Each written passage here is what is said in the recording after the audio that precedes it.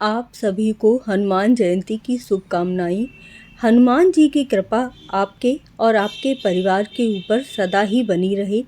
हनुमान जी आपके घर में सुख के भंडार भर दें और हमेशा ही आप दुखों से दूर रहें। 12 मार्च को हनुमान जयंती का शुभ अवसर है। इस दिन आपको हनुमान जी की पूजा करनी है। इसके साथ ही पूर्णिमा तिथि है तो विष्णु भगवान की पूजा करेंगे। विष्णु भगवान के साथ आपको पूर्णिमा तिथि पर चंद्रदेव की पूजा करना और चंद्रदेव को अर्घ देना बहुत ही ज़रूरी होता है। और कौन कौन से ऐसे नियम हैं जिनका आपको पूर्णिमा तिथि पर और हनुमान जी के जन्मोत्सव करना आवश्यक है, कौन से उपाय करेंगे, हनुमान जी को कौन सा भोग अर्पित करेंगे और इसके साथ ही पूर्णिमा तिथि पर कौन कौन से कार्य करेंगे जिससे आपको इस दिन का लाभ अपने जीवन पर्यंत तक मिलेगा। शास्त्रों में ऐसा वर्णित किया गया है कि कलयुग में हनुमान जी के सामने राम नाम का सुंदर वर्णन ही और सुंदर नाम लेने से ही आपके सभी पाप, सभी कष्ट, ऋण, कर्ज आदि सभी से आप मुक्त हो जाते हो, भय से मुक्त हो जाते हो, शत्रुओं से दूर हो जाते हो। इसीलिए हनुमान जयंती 12 अप्रैल की है तो इस दिन आपको कौन कौन से कार्य करने हैं। आपसे निवेदन है कि चैनल पर अगर पहली बार जुड़े हैं तो चैनल को सब्सक्राइब कर लीजिएगा और बेल आइकन ज़रूर दबाइएगा। और अगर आप पहले से ही जुड़े हुए हैं तो जय श्री राम का नारा कमेंट में, जय बालाजी महाराज का नारा कमेंट में ज़रूर लगाइएगा। तो सुबह प्रातः सबसे पहले आपको सूर्य भगवान की पूजा अर्चना करनी है और साथ में अगर पास में कहीं पीपल पेड़ हो तो वहाँ पर थोड़ा सा कच्चा दूध जल में मिलाकर और चीनी मिलाकर पीपल पर जरूर चढ़ा कर आइएगा। पीपल के वृक्ष पर विष्णु भगवान का वास होता है।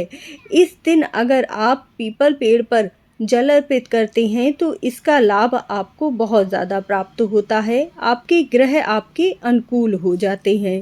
पीपल पेड़ की आप 3 या 7 परिक्रमा भी ज़रूर कर लीजिएगा। विष्णु भगवान के किसी भी नाम का जाप अगर आप पीपल पेड़ के नीचे बैठकर करते हैं तो इससे आपके कुंडली में कोई भी दोष नहीं रहता है और आपको पूर्णिमा तिथि की पूजा का पूरा लाभ प्राप्त होता है। प्राचीन कथाओं में आपने सुना होगा कि सूर्य भगवान हनुमान जी के गुरु हैं, तो उनके आराध्य सूर्य भगवान की भी पूजा आपको ज़रूर ही करनी है। तो लोटे में थोड़ा सा सिंदूर, गुड़ और लाल रंग का पुष्प डालिएगा। मुझे मिला नहीं इसलिए मैंने पीले रंग का पुष्प डाल लिया है। इसके बाद आपको सूर्य भगवान के 12 नामों का जाप करते हुए, इसके साथ ही गायत्री मंत्र का जाप करते हुए सूर्य भगवान को जल अर्पित करना है। इस बार हनुमान जयंती 12 तारीख की पड़ रही है, 12 अप्रैल को, और इस दिन शनिवार का दिन है। विशेष रूप से राहु काल के समय आप अपनी पूजा अर्चना या मंदिर में जाना मत कीजिएगा क्योंकि राहु काल का समय शुभ नहीं माना जाता है। यह समय 9 बजे से लेकर 10:46 तक है। इसके बाद अब मैं अपने मंदिर में आ गई हूँ तो सबसे पहले मैं अपने लड्डू गोपाल की पूजा अर्चना करूँगी और उसके बाद ही अन्य कार्य करूँगी। अच्छा, कुछ लोग ना पूर्णिमा का व्रत भी रहते हैं तो आप लोग शुक्रवार के दिन ही अपना सिर धो लीजिएगा क्योंकि व्रत के दिन सिर धोना अच्छा नहीं माना जाता है। वैसे भी सुहागन स्त्रियों को पूर्णिमा तिथि पर अपना सिर नहीं धुलना चाहिए। पूर्णिमा तिथि पूरी तरह से देवताओं को समर्पित होती है, इसीलिए आपको इस दिन विष्णु भगवान के किसी भी स्वरूप को, जो शंख है ना, उससे स्नान करवाते हैं तो बहुत ही शुभ फल प्राप्त होते हैं। चाहे आप शालिग्राम भगवान को करवाएं, लड्डू गोपाल को करवाएं, जो भी आपके यहाँ हो। इस दिन सत्यनारायण भगवान की कथा करना सबसे ज़्यादा शुभ माना जाता है। आप चाहे सुबह के समय कथा करवा सकते हैं या फिर आप किसी भी ब्राह्मण को बुलाकर शाम के समय, जो गोधूली वेला होती है, उस समय भी अपने घर में सत्यनारायण भगवान की कथा करवा सकते हैं। अगर आप स्वयं कथा करना चाहते हैं तो थोड़ा सा पंचामृत बना लीजिएगा और पंजीरी बना लीजिएगा। उसके बाद आप सत्यनारायण भगवान की कथा स्वयं भी पढ़ सकते हैं। इसके बाद आपको अपने घर में भी बजरंगबली महाराज की पूजा करनी है। उन्हें दूध से, कच्चे दूध से और जल से स्नान करवाइएगा, और नहीं हो तो जल का छींटा देना है, गंगा जल का छींटा देना है।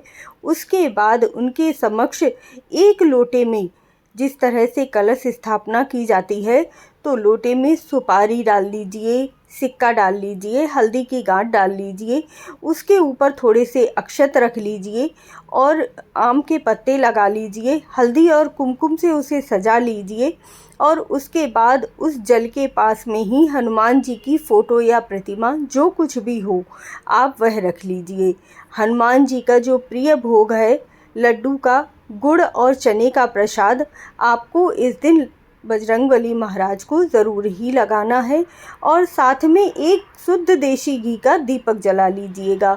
धूप दीप करने के बाद आपको हनुमान चालीसा का पाठ इस दिन ज़रूर ही करना है। अगर आप कर सकें तो इस दिन बजरंग बाण का पाठ भी कर सकते हैं।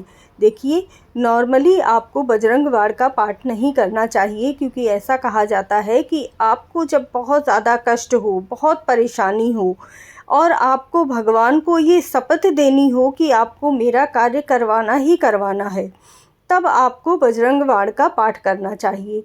नहीं तो ये जो शुभ अवसर आता है हनुमान जयंती का, इस दिन आप बजरंग बाण का पाठ कर सकते हैं। इसके साथ ही हनुमान अष्टक का पाठ भी बहुत शुभ माना जाता है।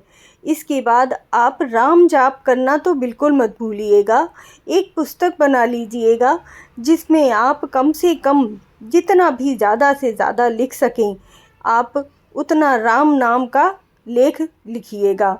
किसी भी हनुमान मंदिर में जाना आज के दिन बहुत ही शुभ माना जाता है।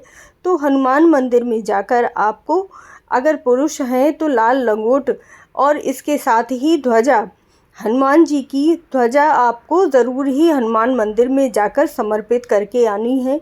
और इस दिन हनुमान जी को चोला जो कोई भी चढ़ाता है ना, उससे तो हनुमान जी हमेशा ही प्रसन्न रहते हैं। चमेली का तेल ले लीजिए और सिंदूर ले लीजिए और हनुमान जी को इस दिन चोला ज़रूर अर्पित करके आइएगा। जो स्त्रियां हैं ना, वो हनुमान मंदिर में जाकर जो दीपक में 2 लौंग डालकर दीपक प्रज्वलित करके आएं, और उसके साथ ही नारियल ज़रूर अर्पित करके आइएगा। नारियल आपको फोड़ना नहीं है। हनुमान जी के मंदिर में हमेशा साबुत नारियल ही चढ़ाना चाहिए। वहाँ बैठकर आपको हनुमान चालीसा का पाठ करना है। 11 बार, 21 बार, जितनी बार भी आप कर सकते हैं उतनी बार करें। ऐसा नहीं है कि स्त्रियों को हनुमान चालीसा का पाठ नहीं करना चाहिए, ज़रूर करना चाहिए, क्योंकि जितनी परेशानियां स्त्रियों के ऊपर आती हैं, जितने भय, जितने संकट उनके ऊपर आते हैं, शायद ही किसी के ऊपर आते होंगे।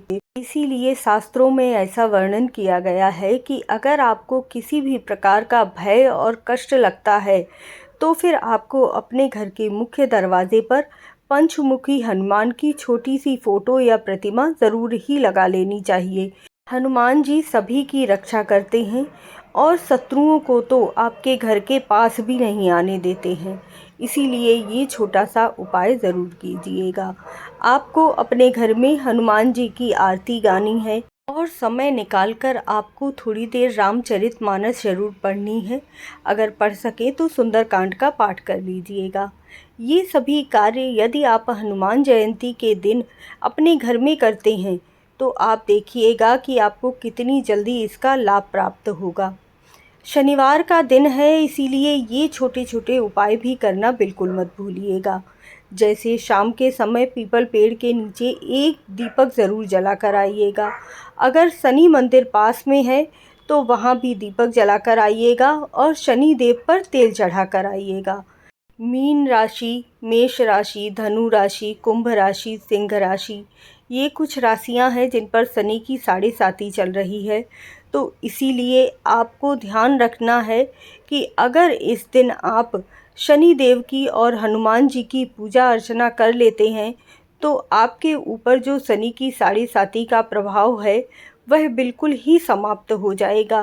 वीडियो की जानकारी थोड़ी भी यूज़फुल लगी हो तो चैनल को सब्सक्राइब ज़रूर कर लीजिएगा, बेल आइकन ज़रूर दबाइएगा और कमेंट में जय श्री राम ज़रूर लिखिएगा। जय श्री